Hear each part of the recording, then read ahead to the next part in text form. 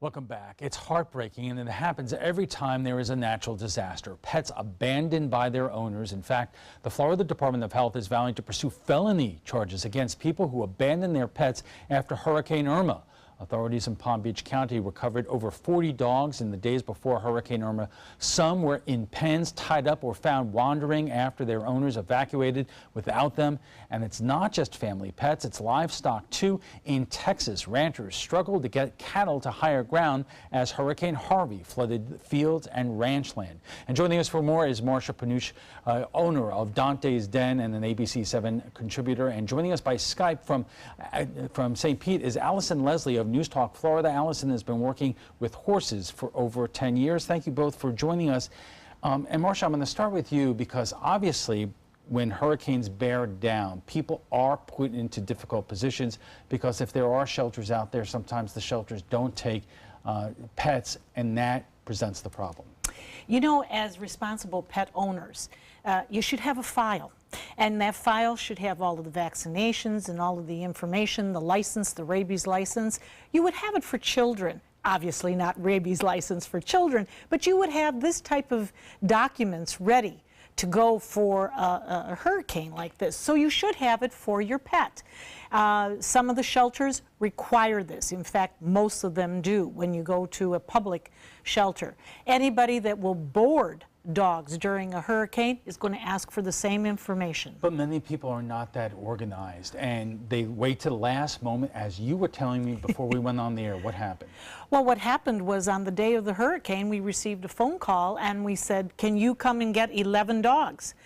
The curfew was already up. There was no way we would have been able to get those dogs. Now, did we have dogs up at Dante's Den for the hurricane? Absolutely. And we administered to them and everything was fine. But I'm not quite sure what happened to those 11. And Allison, when you're dealing with horses and other livestock, it presents a much different problem because livestock and horses are not animals that you could get to a shelter very easily. Yes, horses and cows don't like being put into shelters very often. I don't know any shelters that would take them in. So owning outdoor animals like this, you have to take into account natural disasters. It's going to happen. And you, like Marcia said, you have to have a plan. You have to have a game plan and be prepared for it. A lot of times evacuation is your best bet. So what did happen in our general area in terms of people who have horses and, you know, especially, you know, in areas that are prone to flood? What did you hear that the position that they were forced into? A lot of owners along the coast did evacuate. A lot of owners inland, they turned their animals out into a large clear pasture, and they fared pretty well. Inland was a lot higher. They didn't have to worry about flooding, but a lot of owners along the coast definitely went ahead and evacuated. And when I say evacuated, I say this with caution too, because while you are steering clear of the storm, you will run into other problems. You run into the possibility of hitting traffic, the possibility of blocked roads trying to get home. So even if you're going to evacuate, you still need a plan. You need to make sure your animals are up to date on vaccines, getting health certificates, and figuring out where exactly you're going when you go out of state. Marcia, have you seen, you know, we've had the busy hurricane season here. We had Irma here. We've had Maria, and we're going to talk about that a little bit later, but also with Harvey, a lot of animals displaced from there. We were prepared up at Dante's Den to take any animals that would come our way from Harvey and certainly from Irma. We did receive some calls regarding Harvey, but they were able to rehome those dogs. But ironically, we did not receive one call for Irma, and we talked with other rescues, the Florida Poodle Rescue, the Akita Rescue of Florida. Nobody received calls. So we have to assume that people were a little bit more prepared, were ready to go, or they just kind of left it to nature. All right. We are just getting warmed up. We'll have much more on pets abandoned during natural disasters right after we check First Alert Weather, so stay with us. Welcome back. We're talking about pets and animals left behind during natural disasters and what happens to them. We are also joined by Marcia Panucci, the owner of Dante's Den, and also by Allison Leslie of News Talk Florida. Allison cares for horses. Thank you again for joining us. Marcia, I was telling you before that in Palm Beach County, police are looking to charge people with felonies for, in some cases, leaving dogs in pens and enclosed yards, unable to escape. How often do you hear that happening when there are hurricanes and natural disasters like that? We hear that quite often, actually. People have a tendency to tie a dog up to a tree. Really? You don't do that. Where are they going to go? How are they going to fend for themselves? Now, many times in the countryside, we will hear that farmers will just let the dogs run free. Now, there's kind of a couple of trains of thought on that. Yes, they will find their own safety, we hope. But stop and think about it. Wouldn't it be better for them to be safe in a shelter, in a sanctuary, in a veterinarian office where they will be well taken care of and fed during that time? And also, we were talking before when Irma hit Florida. We have a different situation here than, let's say, in Texas, where we saw the news stories and we saw the video of horses and cows and other livestock wading through the rising waters because those areas flooded. Were there any situations where, in the aftermath of Harvey, those animals are being brought to Florida? Yeah, and Harvey actually really freaked out a lot of people here in preparation for Irma. I haven't heard of any horses or cattle from Harvey coming here into Florida, but that doesn't mean that they haven't. And in terms of horses, you described that part of the problem, if you are going to evacuate, is that it's a lot different than putting a dog in the back of your car or your van and heading out of town to safety. With horses and other animals like that, there is so much more that has to go into getting them out of harm's way. Definitely. Not only do you have to stock up on grain and hay so that they can eat while they're away, but you also have to take into consideration that for livestock to travel between states, they have to have health certificates. Now, in the case of a natural disaster, a lot of times, like for Florida, health certificates will be waived for a certain amount of time so that animals can cross the border into safety. However, that is only, a day or two before the storm is expected to hit. So if you're preparing properly and you're leaving, a few days before the storm hits, you're going to need a health certificate to get out of the state as well as getting back into the state. And Marcia, I remember in Christopher's package, he reported that in some, government shelters in our area, if you bring your pet there to look after the pet as you evacuate, you sign away your rights to the pet, and you took issue with that. Have you heard of that before?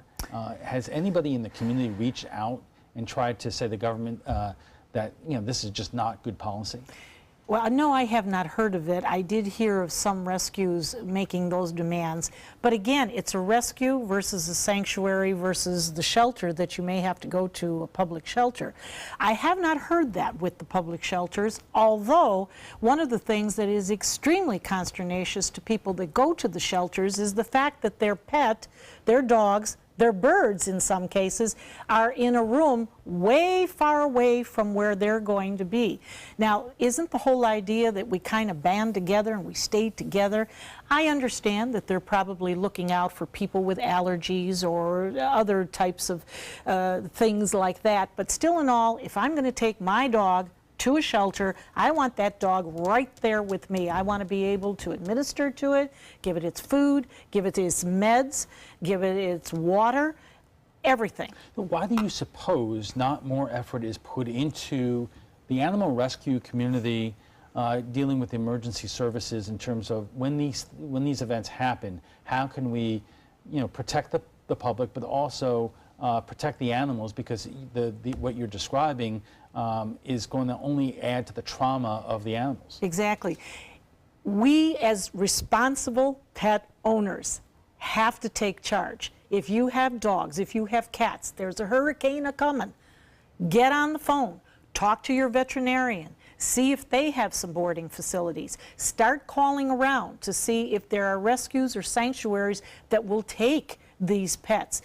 It's our responsibility as much as we love our dogs and consider them a part of the family, they have yet to speak to us, but their eyes tell us the whole story. So act for them. That's what we are supposed to do. You know, Marcia, I'm going to ask you and Allison the same question. And Allison, I'm going to begin with you. If you are in a situation after a hurricane or other natural disaster like that, and you come across whether it is horses or livestock that seem to be running free and unattended, what do you do? And Allison, we'll begin with you. Well, number one rule with horses, and especially for cows, we mark them. Whether you're leaving them in a barn or you're leaving them in an open pasture, there's special paint. You can paint your phone number on their sides. That will not harm them. You can also get hospital wristbands, and that's personally what I use because the water does not affect it. And you can band it into their manes and tails. So if you come across any type of horse or cow loose, look for an identification, because normally 9 times out of 10 there will be a phone number or someone to call that owns that animal. And Marcia, when you're dealing with dogs, it's a little bit more dangerous because dogs can bite, especially if they're under stress and scared. So what do you do? Microchip.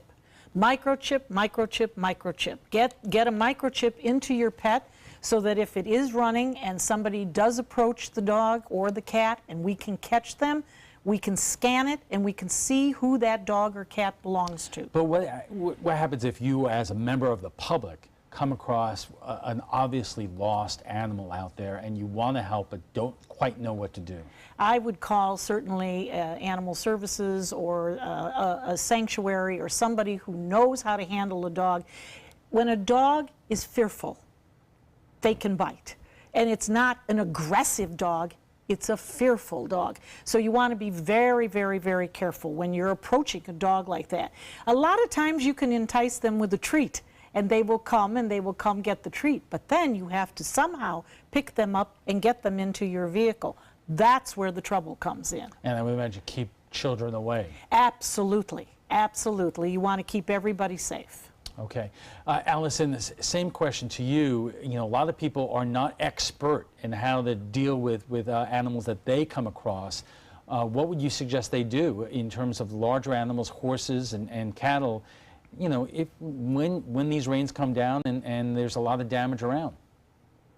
Definitely. If you feel uncomfortable at all, don't approach the animal. Obviously, your safety comes first. Call law enforcement, call animal control. Their emergency lines will always be open, and you know, as long as you report where that animal is, then they are going to do their best to go and help that animal as well. I will say horses and cows are a little bit different from dogs. Usually after the storm is gone, the winds die down, the sun starts coming out, they kind of take a big sigh of relief as well, and they calm down. They're going to search for grass. They're going to search for food. Food calms them, just as it calms a lot of people.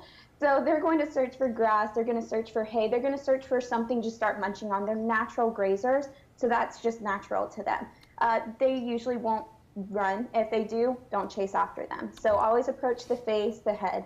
All right. We have to take a quick break, and we'll be back with final thoughts when we return. And our guests join us right now for final thoughts. And Allison, I'm going to start with you in terms of, in the aftermath of Irma, and how, you know, when you look at how area horses and cattle dealt with that situation, did we come through it okay, or did you hear stories on your end in terms of horses that got stranded out there with no place to go?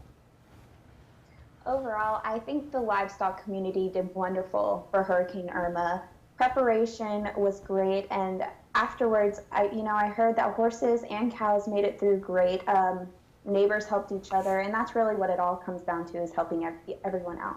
And Marcia, you know, as bad as the situation was around here, as we all know, Puerto Rico has absolutely been devastated by Hurricane Maria, and you are already getting calls to see if you could take in dogs who don't have homes. That's right. Yes, we are knowing that airlift is coming in, a plane is coming in full of dogs on Friday, and we will certainly be taking a number of them and taking care of them. So you see, perhaps Floridians were a little bit more prepared, but in Puerto Rico, it's devastation. Well, what are you hearing in terms of the situation in Puerto Rico involving dogs? How many have been displaced? Where are they going? Are they going to every state around here, or? Yes, there are so many that they're going to dispatch them to a number of states, to a number of sanctuaries and rescues that can certainly help. And are you confident that you could find homes for all these animals? Absolutely, absolutely. The dogs will pick their owners.